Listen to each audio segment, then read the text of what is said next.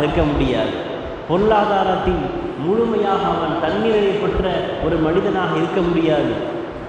ஆரோக்கியம் அல்லாஹ் ரப்புல் ஆலமீன் தர மிகப்பெரிய ஒரு நியாமத். அந்த நியாமத்தை யார் பெற்றிருக்கிறார்களோ அவர் அல்லாஹ் கொடுத்த மிகப்பெரிய கிஃப்ட். அதை நாம் சரியாக பயன்படுத்தி கொள்ள வேண்டும். அதை நாம் பயன்படுத்தவில்லை என்று சொன்னால் நோய் வரக்கூடிய நேரத்தில் உங்களால் இயங்க இயலாது. அடுத்து சொன்னாங்க, வகினாக கபல ஃபக்ரிக, உங்களுக்கு வறுமை வருவதற்கு முன்னால் செல்வத்தை நீங்கள் பயன்படுத்தி கொள்ளுங்கள். ஒரு காலத்தில் எப்படி வாழ்ந்த மனிதர் தெரியுமா அப்படின்னு நம்ம பேசியிருக்கோம். ஒரு காலத்தில் நல்ல ஒரு மனிதராக இருந்திருப்பார், பொருளாதாரத்தில் உயர்ந்த அந்தஸ்தை பெற்றவராக இருந்திருப்பார். பின்னாடி ஒரு காலம் வரும், வறுமை என்ற ஒன்று வரும், எதிர்பார்த்துருக்க மாட்டார். நம்ம லைஃப்பில் செட்டில் ஆகிட்டோம் அப்படின்னு சொல்கிறோமா இல்லையா? அல்லாஹ் உங்களுக்கு எது வரைக்கும் ரிஸ்க்காக நாடி இருக்கின்றானோ அது வரைக்கும் நீங்கள் அந்த பொருளாதாரத்தை அனுபவிச்சுக்கலாம். எல்லா விதமான ஞாபகத்தையும் நீங்கள் அனுபவிச்சுக்கலாம். ஆனால் வறுமை என்ற ஒன்று வரும்போது உங்களால் நீங்கள் நினைத்ததை சாதிக்க முடியாது. அப்போ அல்லாஹ் உங்களுக்கு செல்வத்தை தந்திருக்கானா, நீங்கள் என்ன செய்யணும்? அதை சரியான முறையில் பயன்படுத்தி கொள்ள வேண்டும். பொருளாதாரம் மட்டுமல்ல, அல்லாஹ் கொடுத்த எல்லா ஞாபகங்களையும் நீங்கள் வறுமை வருவதற்கு முன்னால் நீங்கள் அதை சரியாக பயன்படுத்தி கொண்டால் நீங்கள் வெற்றி பெறுவீர்கள். நீங்கள் பாருங்கள், அல்லாஹ் சுப்ஹானஹு வ தஆலா ஆல் இம்ரானில் ஒரு வசனத்தை சொல்கிறான், லன் தனாலுல் பிர்ர ஹத்தா துன்ஃபிகு மிம்மா துஹிப்பூன். நீங்கள் நேசிக்கும் பொருளை செலவழிக்காத வரையில் நீங்கள் உண்மையான முஸ்லிம்களாக ஆக முடியாது. நான் எதை நேசிக்கின்றனோ அதை நீங்கள் தர்மம் செய்யாத வரைக்கும், அதை செலவு செய்யாத வரைக்கும் நீங்கள் உண்மையான முஸ்லீமாக ஆக முடியாது. அப்போ ஒரு சஹாபிக்கு, அபூ தல்ஹா என்ற சஹாபிக்கு பைதுஹா என்ற ஒரு தோட்டம் இருக்குது. அந்த தோட்டத்தை நபி ஸல்லல்லாஹு அலைஹி வஸல்லம் ஓய்வு எடுப்பாங்க.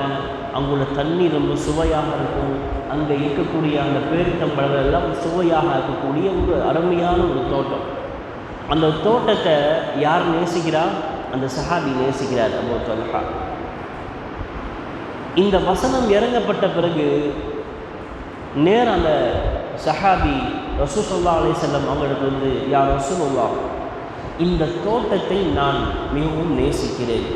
நான் இந்த தோட்டத்தை அல்லாஹ்வுடைய பாதையில் நான் தர்மம் செய்து வருகிறேன். உடனே நபி ஸல்லல்லாஹு அலைஹி வஸல்லம், இது மிகவும் பயனுள்ள ஒரு தோட்டம், இங்கு இந்த தண்ணி நமக்கு மிகவும் பயனுள்ள தண்ணியாக இருக்கின்றது. மீண்டும் மீண்டும் சொல்கிறாங்க, இல்லை யா ரசூலுல்லாஹ், நான் இந்த தோட்டத்தை அல்லாஹ்வுடைய பாதையில் நான் செலவு செய்ய போகின்றேன், அல்லாஹ்வுடைய பாதையில் நான் இந்த தோட்டத்தை கொடுக்க போகின்றேன் என்று சொல்லும்போது, நெருங்கிய உறவினருக்கு நீங்கள் கொடுங்க என்று நபி ஸல்லல்லாஹு அலைஹி வஸல்லம் சொன்னாங்க. இதுதான் எனக்கு தர்மம். அப்போ அல்லாஹ் எனக்கு செல்வத்தை தந்திருக்கின்றான், இந்த செல்வத்தை நான் சரியான முறையில் பயன்படுத்த வேண்டும். இன்றைக்கி நம்ம பார்க்கலாமா இல்லையா? எதுக்கெல்லாம் நம்ம செலவழிக்கிறோம்? அனாச்சாரங்களுக்கும் தேவையில்லாத ஒன்றுக்கும் நம்முடைய பொருளாதாரம் வீணடிக்கக்கூடிய ஒரு நிலை இன்றைக்கு இருக்குதா இல்லையா? அல்லாஹ்வுடைய பாதையில் செலவு செய்யக்கூடியதை பட்டியலிட்டால் ரொம்ப குறைவாக இருக்கும். அல்லாஹ் சொல்லுவான், அஷ்ஷைத்தானு யஇதுகுமுல் ஃபக்ர வ யஅமுருக்கும் பில் ஃபஹ்ஷா. ஷைத்தான் வறுமையை கொண்டு உங்களுக்கு அச்சம் ஊட்டுவான், பயம் காட்டுவான். நீ தர்மம் செய்யாத, நீ இப்படி தர்மம் செய்து விட்டால் உனக்கு வறுமை வந்துடும், நீ கஷ்டப்பட்டு விடுவ, உனக்கே தேவை இருக்கிற, நீ ஏன் தர்மம் செய்கிறாய் என்று ஷைத்தான் உங்களுக்குள்ள ஒரு வஸ்வாசை ஏற்படுத்தி பயம் ஒடுக்குவான். ஆனால் அல்லாஹ் என்ன சொல்கிறான், நீங்கள் தர்மம் செய்கிறீங்கன்னு சொன்னால், வல்லாஹு யஇதுக்கும் மக்ஃபிரத்தன் மின்ஹு வ ஃபضلا. அல்லாஹ்வுடைய ஃபضலால், அல்லாஹ்வுடைய நிஅமத்தால் உங்களுக்கு அதை இன்னும் விசாலமாக ஆக்கி கொடுப்பான். சஹாபாக்களை பொறுத்தவரையில் எப்படி இருந்தாங்க? தங்களுக்கு தேவை இருந்தும் கூட அவர்கள் தர்மம் செய்தார்கள் என்ற வரலாறு நமக்கெல்லாம் தெரியும். அப்போ இது என்ன? அல்லாஹ் உங்களுக்கு தந்த செல்வத்தை நீங்கள் உங்களுக்கு வறுமை வருவதற்கு முன்னால் நீங்கள் செஞ்சுருங்க, செலவழிச்சிருங்க. வறுமை வந்துட்டால் அந்த நன்மை என்ன செய்ய முடியாது, உங்களால் பெற்றுக்கொள்ள முடியாது. அப்போ அல்லாஹ் கேட்பான, உனக்கு பொருளாதாரம் தரப்பட்டது, உனக்கு வாலிப பருவத்தை நான் தந்தேன், இதையெல்லாம் நீ எப்படி பயன்படுத்தின என்ற மறுமையில் நமக்கு விசாரணை இருக்குமா இல்லையா? அப்போ இந்த விசாரணைக்கு நாம் சரியான முறையில் பதிலளிக்க வேண்டும் என்று சொன்னால் அல்லாஹ் தந்த இந்த ஃபضல சரியான முறையில் நாம் பயன்படுத்தி கொள்ள வேண்டும். அடுத்தது சொன்னாங்க இறுதியாக, وَفَرَاغَكَ قَبْلَ شُغْلِكَ, உங்களுக்கு வேலை இல்லாத ஓய்வு நேரம் பாருங்கள். உழைச்சிருப்பார், உழைத்து எல்லாம் முடித்து வீட்டில் ரெஸ்ட் இருப்பார், ரிட்டைர்மெண்ட்டில் இருப்பாங்க. ஓய்வு நேரம், இந்த ஓய்வு நேரம் என்பதும் அல்லாஹ் கொடுக்கக்கூடிய ஒரு ஃபضல். நிறைய பேர் இந்த ஓய்வு நேரத்தை சரியாக பயன்படுத்தாமல் இன்னைக்கு உள்ள காலத்தில் ஆண்களும் பெண்களும் தங்களுடைய நேரங்களை வீணடிக்கிறார்கள். நம்ம கண்கூட நம்ம பார்க்குறோம். ஒருத்தர் பார்க்குறோம், ஒரு நல்ல பெரிய அதிகாரியாக இருந்தார், ரிட்டையர்ட் ஆகிட்டார். வீட்டில் அவருக்கு எந்த வேலையுமே இல்லை, உட்காந்து டிவியில் சீரியல் பார்க்குறது, இந்தந்த நேரத்தில் இன்னென்ன சீரியல் போடுவான்னு சொல்லுவார். ஆண்களும் பெண்களும் இன்னென்ன காட்சிகள் இது வரும், இந்த இடத்துல இது நடக்குது, ஒவ்வொரு ப்ரோக்ராமாக சொல்லுவாங்க உலகம் சார்ந்த விஷயத்தில். அதை கொண்டு உலகத்துக்கும் பிரயோஜனம் இல்லை, மறுமைக்கும் பிரயோஜனம் இல்லை. ஓய்வு நேரம் அல்லாஹ் நமக்கு தந்த கிஃப்ட்டு, அந்த ஓய்வு நேரத்தை நீங்கள் சரியாக பயன்படுத்தி கொள்ளுங்கள். இதே கொண்டு செய்யப்படும், நாளை மறுமை விசாரிக்கப்படும். அடுத்த சொன்னாங்க, உங்களுக்கு மௌத்து வருவதற்கு முன்னால் ஹயாத்தை சரியாக பயன்படுத்திக் கொள்ளுங்கள். இந்த வாழ்க்கையை செய்ய சரியாக பயன்படுத்தி கொள்ளுங்கள். மரணிச்சிட்டா மௌத்து நமக்கு வந்துட்டால் என்ன செய்ய முடியாது, எந்த அமலுமே நாம் செய்ய முடியாது. மௌத்து எப்போ வரும் என்பது நமக்கு தெரியாது. எந்த வயதில், எந்த நிலையில், எந்த பூமியில் நாம் மரணிப்போம் என்பது யாருக்கும் தெரியாது. சிறார்களில் இருந்து பெரியோர்கள் வரைக்கும் இன்றைக்கு மரணிப்பதை நம்ம கண்கூடாக பார்க்குறோம். நேற்று வரைக்கும் இந்த பள்ளியில் ஜமாத்துக்கு வந்தார், இன்றைக்கு இல்லை. நேற்று போன வாரம் எங்களோட ஜும்மா தொழுத நபர் இன்றைய ஜும்மா அவங்களுக்கு முன்னால் மரணிச்சிட்டார். எத்தனையோ பேர் நம்ம பார்க்குறோம். நம்ம அன்றாட நம்ம லைஃப் அப்படி மூவ் பண்ணிகிட்டே இருக்கிறோம். நமக்கும் அல்லாஹ் எப்போ மரணத்தை நமக்கு தருவான்னு தெரியாது. அதுக்குள்ளே நமக்கு தரப்பட்ட இந்த கால அவகாசத்தில் நாம் சரியான முறையில் இதையெல்லாம் பயன்படுத்தி கொண்டால் நிச்சயமாக நாம் வெற்றி அடைவோம். அப்போது இந்த 5 விஷயங்கள் உங்களுக்கு கண்டிப்பாக வாழ்க்கையில் வரும்.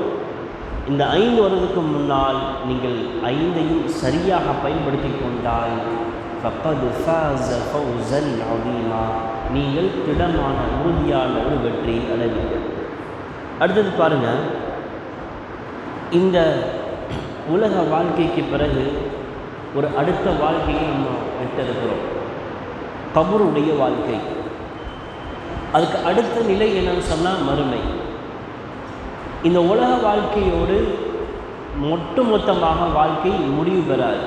வாழ்க்கையின் நிலை மாற்றம் என்று சொல்லுவாங்க. 2வது நிலை கபருடைய வாழ்க்கை. இந்த கபருடைய வாழ்க்கையில் நாம் வெற்றி பெறணும்னு சொன்னால் இந்த உலகத்தில் நாம் சரியான முறையில் அல்லாஹ்வும் அல்லாஹ்வுடைய தூதருக்கும் கட்டுப்பட்டு இருந்தால் மட்டுமே கபருடைய வாழ்க்கையில் நாம் வெற்றி பெற முடியும். உஸ்மான் ரலியல்லாஹு அன்ஹு கபரை பற்றி பேசும்போது அதிகமாக அழக்கூடியவராக இருந்தார்கள். எதற்குமே நரகத்தை பற்றி பேசும்போது அவர்கள் அழமாட்டார்கள், கபரை பற்றி பேசும்போது அழக்கூடியவராக இருந்தார்கள். காரணம் என்ன? அவர்களிடத்தை கேட்குறாங்க, யா அமீருல் முஃமினீன், நீங்கள் நரகத்தை பற்றி பேசும்போது அழக்கூடியவராக நீங்கள் இருந்தில்லை, ஆனால் கபரை பற்றி பேசும்போது ஏன் நீங்கள் அழுறீங்க, அதிகமாக அழுறீங்க, அதுவும் தாடி நனையக்கூடிய அழுறீங்க, காரணம் என்ன என்று கேட்கும்போது சொல்லுவாங்க, ஒரு மனிதனின் மறுமையின் முதல் படித்தரம் இந்த கபரு தான். இந்த கபரில் நாம் வெற்றி பெற்று விட்டால் இறுதி வரைக்கும் நமக்கு வெற்றி நிச்சயம். ஒரு மனிதனுக்கு அந்த கபரில் தோல்வியை சந்தித்து விட்டால் இறுதி வரைக்கும் அவன் தோல்வியை தான் சந்திப்பான். என்று உஸ்மான் ரலியல்லாஹு அன்ஹு சொல்லித்தராங்க. நம்ம குர்ஆனில் பல இடங்களில் நம்ம பார்க்கலாம். நீங்கள் மறுமையை நம்புங்க, மறுமையில் இப்படியெல்லாம் உங்கள் கேள்வி கணக்கு கேட்கப்படும், நீங்கள் புறக்கணிக்காதீங்க, மறுமை வரும் என்ற ஒன்று உங்களுக்கு சாதாரண ஒரு நிலையும் சோம்பேறித்தனத்தையும் அசட்டையும் ஏற்படுத்துது. இப்படி பல எச்சரிக்கைகளை அல்லாஹ் ரப்பல் ஆலமீன் அவங்க சொல்லித்தரான். அதில் ஒரு நிகழ்வை நமக்கு சூரத்துல் ஹாக்கா 69வது அத்தியாயம் 18வது வசனத்தை நமக்கு சொல்லித்தாரான் பாருங்கள். فَأَمَّا مَنْ أُوتِيَ كِتَابَهُ بِيَمِينِهِ فَيَقُولُ هَاؤُمُ اقْرَءُوا كِتَابِيَهْ. இரண்டு தரப்புகளாக பிரிக்கப்பட்டிருக்கும். ஒன்று நல்லவர்கள் என்றும் தீயவர்கள் என்றும் இரண்டு தரப்புகள் பிரிக்கப்பட்டிருக்கும். அதில் யாருக்கு வலது கையில் ஏடு கொடுக்கப்படுகின்றதோ فَأَمَّا مَنْ أُوتِيَ كِتَابَهُ بِيَمِينِهِ, யாருக்கு வலது கையில் ஏடுகள் கொடுக்கப்படுகிறதோ அவர் சொல்வார் فَيَقُولُ هَاؤُمُ اقْرَءُوا كِتَابِيَهْ. மற்றவர்களை நோக்கி மகிழ்ச்சியுடன் சொல்வார், இதோ என் ஏடு, இதை நீங்கள் படித்து பாருங்கள். இன்னி ظننت أني ملاق حسابيا, நிச்சயமாக நான் என் கேள்வி கணக்கு சந்திப்பேன் என்று நான் நம்பியிருந்தேன். உலகத்தில் நான் வாழும்போது இந்த கேள்வி கணக்கை நான் சந்திப்பேன் என்றதை நான் உறுதியாக நம்பியிருந்தேன். அந்த கேள்வி கணக்கு தான் அந்த ஏடு எனக்கு. فهو في عيشة راضية, அவர் ஒரு திருப்தியான சுகமான ஒரு வாழ்க்கையில் நுழைவார். ஃபி ஜன்னத்தின் ஆலிய, சொர்க்கத்தில் அவர் என்ன செய்வார், இருப்பார். அந்த சொர்க்கத்துடைய வர்ணனையை சொல்லப்படுது பாருங்க. குத்தூஃபுஹா தானிய, அதன் கனிகள் இவர்கள் படுத்திருந்தாலும் உட்கார்ந்திருந்தாலும் நின்று கொண்டிருந்தாலும் எந்த நிலைமைக்கும் கைக்கு எட்டக்கூடியதாக இவர்களை நோக்கி வரும். யாருக்குப்பா? இந்த உலகத்தில் அல்லாஹ்வுக்கு பயந்து கேள்வி கணக்கு நாள் ஒன்று வரும் என்ற ஒரு அச்சத்தோடு வாழ்ந்திருப்பான இப்படிப்பட்டவர்களுக்கு அல்லாஹ் மறுமை இப்படி தயார் செய்து வைத்திருப்பான். குலு வஷ்ரபு, அவர்களுக்கு சொல்லப்படும் இவங்களை நோக்கி நீங்கள் சென்ற இடங்களெல்லாம் நீங்கள் சேகரித்து வைத்திருந்த நன்மையானவற்றின் காரணமாக தாராளமாக இவர்களை ருசியுங்கள், நீங்கள் அருங்குங்கள் என்று கூறப்படும். ஹனீஅன் பிமா அஸ்லஃப்தும் ஃபில் ஐயாமில் ஹாலிய என்று நல்லவர்களுக்கு இப்படி சொல்லப்படும். அடுத்த கேட்டகரி யாரு? பாவிகளுக்கு. وَأَمَّا مَنْ أُوتِيَ كِتَابَهُ بِالشِّمَالِ, யாருடைய ஏடு இடது கரத்தால் கொடுக்கப்படுமோ அவன் சொல்வான் فَيَقُولُ يَا لَيْتَنِي لَمْ أُوتَ كِتَابِيَهْ, எனக்கு இந்த ஏடு கொடுக்கப்படாமல் இருந்திருக்க வேண்டுமே என்று கூறுவான். அந்த இடத்த என்ன செய்ய முடியாது, நம்ம மீண்டும் உலகத்துக்கு வந்து நான் நல்ல அமல்கள் செய்ய முடியுமான்னு செய்ய முடியாது. இப்படிதான் ஒரு மனிதன் கேட்பான். அவனுடைய உயிர் வாங்கப்படக்கூடிய நேரத்தில் அவன் சொல்வான் ஹத்தா இதா ஜாஅ அஹதஹுல் மௌத், அவனுக்கு மௌத்து நெருங்கி கொண்டு வரக்கூடிய நேரத்தில் அவன் சொல்வான் கால ரப்பிர்ஜிஊன், என்னுடைய ரப்பே என்னை திரும்ப அனுப்பிவிடு. திரும்ப அனுப்பிட்டு நான் என்ன செய்வேன், லஅல்லி அஅமலு ஸாலிஹன், நான் நல்ல சாலிஹான அமல்கள் செய்வேன். ஃபீமா தரக்த், அல்லாஹ் சொல்வான் இன்னஹா கலிமத்துன் வ காயிலுஹா, உன்னுடைய வார்த்தை வெறும் வெற்று வார்த்தை தான். ஒரு கால் திரும்ப அனுப்பப்பட்டாலும் நீ அதே நிலைக்கு தான் இருப்பாய். ஆனால் உலகத்தை விட்டு பிரிந்து விட்டால் மீண்டும் இந்த உலகத்துக்கு நாம் வரவே முடியாது. அப்போ இந்த இடத்துல அவன் சொல்வான், எனக்கு இந்த ஏடு கொடுக்கப்படாமல் இருந்திருக்க வேண்டுமே. வலம் அத்ரி மா ஹிசாபியா, என் கணக்கை இன்னதென்று நான் அறியாமல் இருந்திருக்க வேண்டுமே, என்னுடைய கணக்கு இதுதான் எனக்கு தெரியாமல் இருக்க வேண்டுமே. யா லைதஹ கானத்தில் காதியா, நான் இறந்த பொழுது என் காரியம் முற்றிலுமாக முடிக்கப்பட்டிருக்க வேண்டுமே. ம அவுனா அன்னி மாலியா, இதுதான் முக்கியம் பாருங்க. எனக்கு என் பொருள் ஒன்றுமே எனக்கு பயனளிக்கலை. உலகத்தில் ஒரு நல்ல செல்வந்தராக ஒரு நல்ல நிலை இருந்திருப்பார். அதுக்காக செல்வந்தராக இருக்கக்கூடாது, சம்பாதிக்கக்கூடாது, அந்த நோக்கத்தை நம்ம சொல்லலை. இங்கே என்ன, அல்லாஹ் கொடுத்து எல்லா விதமான ஞாபகத்தையும் கொடுத்து அல்லாஹை மறந்து வாழ்ந்த மனிதன் தான் இங்கே சொல்லப்படுது. இப்போ உதாரணமாக இப்படி நம்ம பேசும்போது சில பேருக்கு என்னன்னு சொன்னால் அவங்க உழைக்கவே கூடாதா, நல்ல நிலைக்கு சம்பாதிக்கக்கூடாதா? குர்ஆனில் அல்லாஹ் சொல்கிறாங்க வஅகீமுஸ் ஸலாஹ் வஆத்துஸ் ஸகாத் சொல்கிறான். வஆத்துஸ் ஸகாத் ஜக்காத் கொடுன்னு சொல்கிறானே இல்லையா? நீ உழைச்சா தானே ஜக்காத் கொடுக்க முடியும். நல்ல பொருளாதாரத்தை ஈட்டாலும் ஜக்காத் கொடுக்க முடியும். நல்ல பொருளாதாரத்தை ஈட்டாலும் சதக்கா கொடுக்க முடியும். அப்போ இங்கே என்னன்னு சொன்னால் எல்லாமே ஈட்டிருப்பார், பொருளாதாரம் பெரிய அளவில் அல்லாஹ் கொடுத்துருப்பான். ஆனால் எதையும் நல்ல வழியில் செலவு செஞ்சுருக்க மாட்டார். இப்படிப்பட்டவன் சொல்லுவான், என்னுடைய பொருள் ஒன்றுமே எனக்கு பயனளிக்கலையே, ஹலக அன்னி சுல்தானிய, என்னுடைய அரசாட்சியும் அழிந்து விட்டது. பெரிய பொறுப்பில் இருந்திருப்பார். இவர் வைக்கிறதான் சட்டம், இவர் சொன்னால் கண்டிப்பாக மக்கள் ஏற்றுக்கொள்ள வேண்டும், இவர் வைக்கக்கூடியதான் அதிகாரம் என்று சொல்லக்கூடிய அளவுக்கு உலகத்தில் வாழ்ந்திருக்காரு. அப்போ அவன் நடந்த சொல்வான், என்னுடைய அரசாட்சியும் என்னுடைய பதவியும் எதுவுமே எனக்கு பலனளிக்கவில்லையே. இப்படி புலம்பிக் கொண்டிருக்கக்கூடிய நேரத்தில் அங்கு சொல்லப்படும், ஹுதூஹு ஃபகுல்லூ, அவனை பிடியுங்கள், அவனுக்கு விலங்கிடுங்கள், சும்மல் ஜஹீம ஸல்லூ, அவனை நரகத்தில் தள்ளிவிடுங்கள், ثم في سلسلة ذرعها 70 ذراعا فاسلكوه, 70 முழ நீளமுள்ள சங்கிலியால் அவனை கட்டுங்கள் என்று செய்யப்படும், அவன் கூடப்படும். இப்படி சொல்லிவிட்டு இப்படிப்பட்டவர்களுடைய குணாதிசயம் எப்படி இருந்தது, உலகத்தில் எப்படி இருந்தது அவருடைய குணாதிசயங்கள், அதை கீழே அல்லாஹ் ரப்பல் ஆலமீன் சொல்கிறான். இன்னஹு கான லா யுமினு பில்லாஹில் அஸீம், அவன் மகத்தான இந்த நாளை அல்லாஹை நம்பிக்கையே கொள்ளலை. அவன்கிட்ட சொல்லப்பட்டிருக்கும் அல்லாஹை ஈமான் கொள்ளுப்பான், அல்லாஹ் கட்டுப்பட்டு நட என்று சொல்லப்பட்டிருக்கும். அவ்வளோ அச்சமூட்டி எச்சரிக்கை செய்த பிறகும் அதுக்கு அவன் கட்டுப்பட்டிருக்க மாட்டான், இந்த நாளை புறக்கணிச்சிருப்பான். அப்போ இந்த நாளை அல்லாஹவை அவன் என்ன செய்யலை, நம்பிக்கை கொள்ளலை. وَلَا يَحُضُّ عَلَى طَعَامِ الْمِسْكِينِ, இந்த நரகத்தில் விழக்கூடியவருடைய பண்பு என்ன? அடுத்தது, ஏழைகளுக்கு தானும் உணவளிக்கலை, பிறரை உணவு அளிக்கும்படி ஏவும் இல்லை. இப்போ இவனுக்கு ஒரு பொருளாதாரம் இருக்கும், ஏதோ வசதி இருக்கும், பிறருக்கு உதவி செய்யக்கூடிய பண்பு ஒரு பக்கம் இல்லாவிட்டாலும், அவன்கிட்ட அந்த பிறருக்கு உதவி செய்யக்கூடிய அந்த பொருளாதார வசதி அவன் பெறாவிட்டாலும் பிறரை ஏவியும் இருக்க மாட்டான், இவனும் யோசிக்க மாட்டான், நல்லபடி சதகா செய்வதற்கான ஒரு நிலையை உருவாக்கியிருக்க மாட்டான். அப்போ தானும் உணவளிக்காமல் பிறரையும் உணவளிக்கும்படி அவன் தூண்டவில்லை. ஃபலைஸ லஹுல் யௌம ஹாஹுனா ஹமீம், ஆகவே இன்று அவனுக்கு எந்த நண்பனும் அவனுக்கு கிடையாது. வலா துஆமுன் இல்லா மின் கிஸ்லீன், சீலும் சளமும் அவனுக்கு உணவாக செய்யப்படும், கொடுக்கப்படும் என்று அல்லாஹ் ரப்பல் ஆலமீன் தொடராக இந்த பாவம் செய்யக்கூடிய நிலையில் அல்லாஹ் ரப்பல் ஆலமீன் இந்த அத்தியாயத்தை தொடராக நமக்கு சொல்லித் தருகிறார்.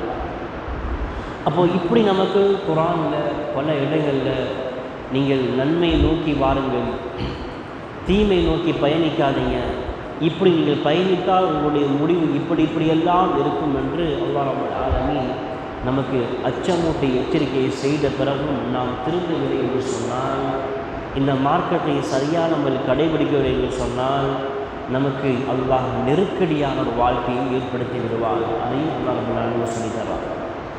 யார் ஒருவர் எங்களுடைய உபதேசத்தை புறக்கணிக்கிறார்களோ அவர்களுக்கு நாம் நெருக்கடியான ஒரு வாழ்க்கையை நம்ம கொடுப்போம். பார்க்குறவா இல்லையா? மார்க்கத்தை சரியாக பின்பற்றாதனால எவ்வளோதான் பெற்றிருந்தாலும் வாழ்க்கையில் ஒரு நெருக்கடியை சந்திச்சு கொண்டே இருப்பார். எப்போ பார்த்தாலும் ஒரு நெருக்கடி அவருக்கு இருக்கும். மனசில் ஒரு ராகத் இருக்காது, ஒரு நிம்மதி இருக்காது. நிம்மதியை தேடி பல இடங்களுக்கு போனாலும் நிம்மதியை பெற்றுக்கொள்ள முடியாது. காரணம் என்ன? அவர் அல்லாஹ்வுடைய இந்த உபதேசத்தை புறக்கணித்ததின் காரணத்தால். அது மட்டுமல்லாமல் மறுமையில் அவர் குருடராக எழுப்பப்படுவார். அப்படி குருடராக எழுப்பப்படும் போது அவர் சொல்வார், கால ரப்பி லிம ஹஷர்தனி அஅமா, யா அல்லாஹ், நான் உலகத்தில் பார்வை உடையவனாக நான் இருந்தனே, இப்போது நான் ஏன் குருடனாக எழுப்பப்பட்டிருக்கின்றேன் என்று அவன் கேட்பார். அப்போ அல்லாஹ் சொல்வான், قال كذلك أتتك آياتنا فنسيتها وكذلك اليوم تنسى, என்னுடைய வசனங்களும் என்னுடைய ஆயாத்துகளும் நீங்கள் சொல்லப்படும்போது அந்த என்ன செய்தாய், நீ புறக்கணித்தாய், எனவே இம்மறுமையில் இப்போ உள்ள நிலை இந்த நிலைதான், நீ கூடலாக இருக்கப்பட்டிருப்பாய். ஆக உலகத்திலும் ஒரு நெருக்கடியை சந்தித்திருப்பார், மறுமையிலும் ஒரு நெருக்கடியை சந்தித்திருப்பார். இப்படியான ஒரு நிலை ஏற்படுவதற்கு முக்கிய காரணம் என்று சொன்னார், அவர் அச்சமூட்டி எச்சரிக்கையை செய்த பிறகும் அவர் அல்லாஹுக்கும் அவருடைய தூதருக்கும் கட்டுப்படாமல் இருந்ததின் விளைவு அவர் இறுதியில் நரகத்துக்கு தள்ளப்படக்கூடிய ஒரு சந்தர்ப்பத்தில் அவர் ஆகிவிடுகிறார். ஆக துனியத்துக்குரிய சோதனை நம்ம இஸ்லாத்தை நம்ம பார்க்குறோம், எத்தனையோ பேர்கள் இந்த மார்க்கத்துக்காக பல உயிர்களை பல தியாகங்களை அவங்க செஞ்சுக்கிறாங்க. நம்ம என்ன தியாகம் செஞ்சுக்கிறோம்? உயிரை தியாகம் செஞ்சுக்கிறாங்க, பல பொருளாதாரத்தை இழந்திருக்கிறாங்க. நமக்கெல்லாம் தெரியும், ஃபிரௌனுடைய வரலாறு நமக்கு தெரியும். அவன் எப்போ ஈமான் கொண்டான்? கடல் மூழ்கடிக்கக்கூடிய நேரத்தில் கண்கூடா பார்த்து நான் இப்போது ஹாரூனுடைய மூசாவுடைய ரப்பை நான் ஈமான் கொள்றேன்னு சொன்னாங்க, மறந்துச்சான். ஆனால் அல்லாஹ் அவனுடைய அந்த கலிமாவை ஏற்றுக்கொண்டானா என்று சொன்னால் ஏற்றுக்கொள்ளலை. அந்த ஃபிரௌனுடைய வரலாறுலையும் நம்ம பார்க்க முடியுது, நிறைய ஈமான் உடைய வரலாறுகள் நம்ம பார்க்க முடியுது. நமக்கு தெரிஞ்ச வரலாறு தான். ஃபிரௌனுடைய அரண்மனையில் ஒரு பெண்மணி என்ன செய்கிறாங்க, ஃபிரௌனுடைய மகளுக்கு தலைவாரி கொண்டிருக்கிறாங்க. அப்படி தலைவாரிட்டு இருக்கும்போது சீப்பு கீழே வந்துடுது. அந்த சீப்பை என்ன செய்கிறாங்க, அந்த பெண்மணி பிஸ்மில்லான்னு சொல்லி எடுக்கிறாங்க.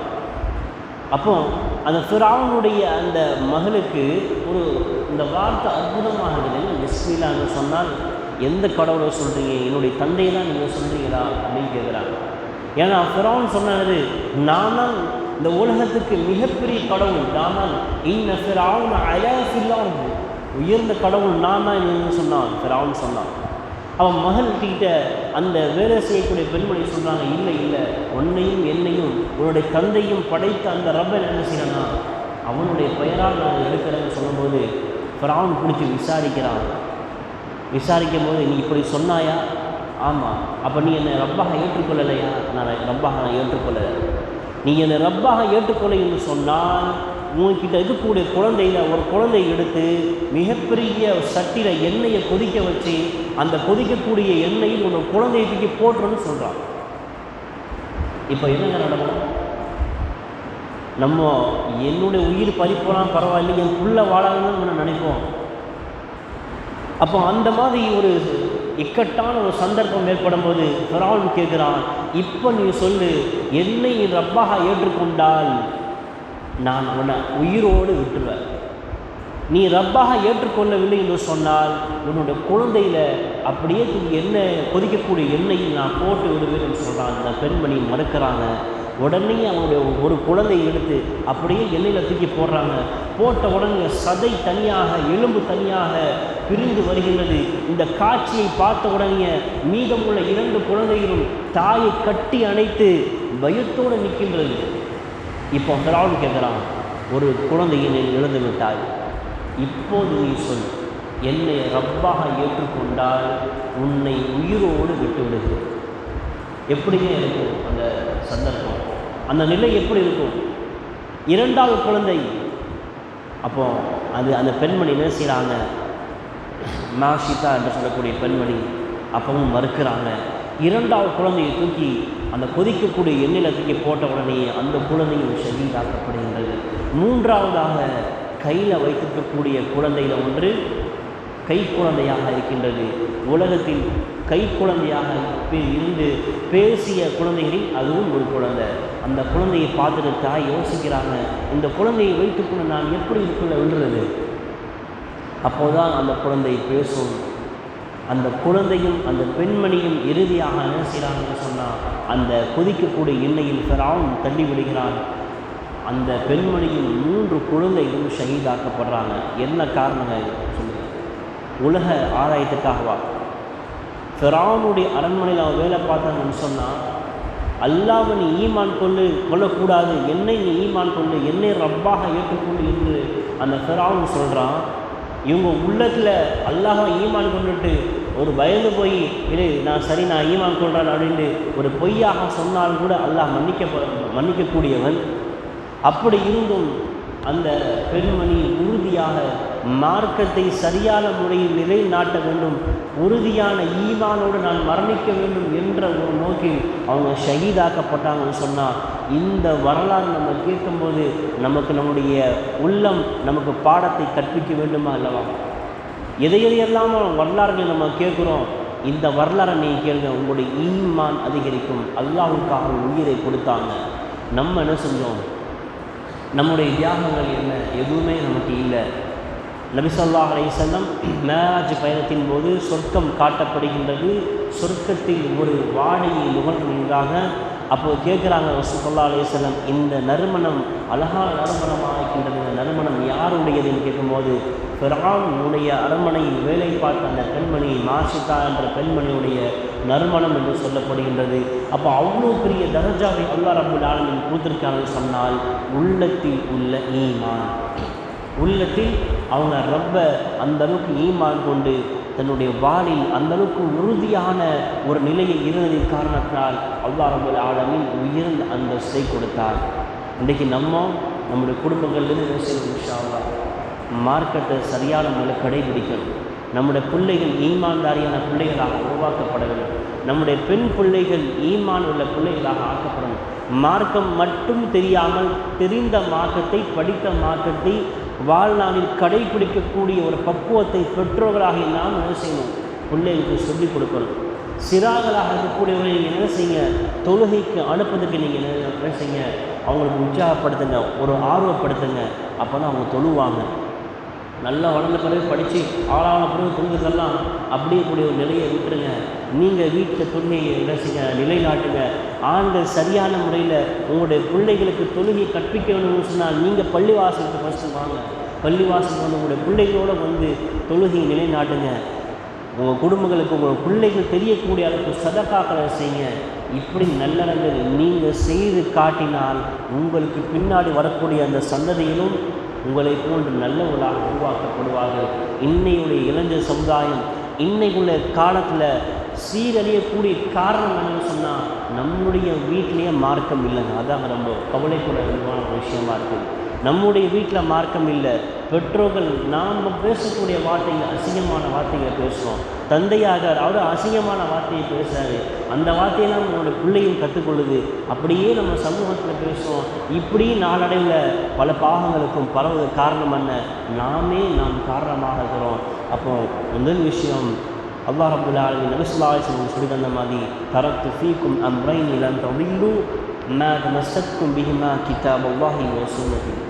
உங்களுக்கு 2 விஷயத்தை விட்டு போய் சொல்கிறேன். இதை நீங்கள் பற்றி பிடித்திருக்கும் காலமெல்லாம் நீங்கள் வழி தவற மாட்டீங்க. ஒன்று அல்லாஹுடைய வேதம் குர்ஆன், மற்றொன்று ஹதீஸ், நபி ஸல்லல்லாஹு அலைஹி வஸல்லம் வாழ்க்கை நெறிமுறை.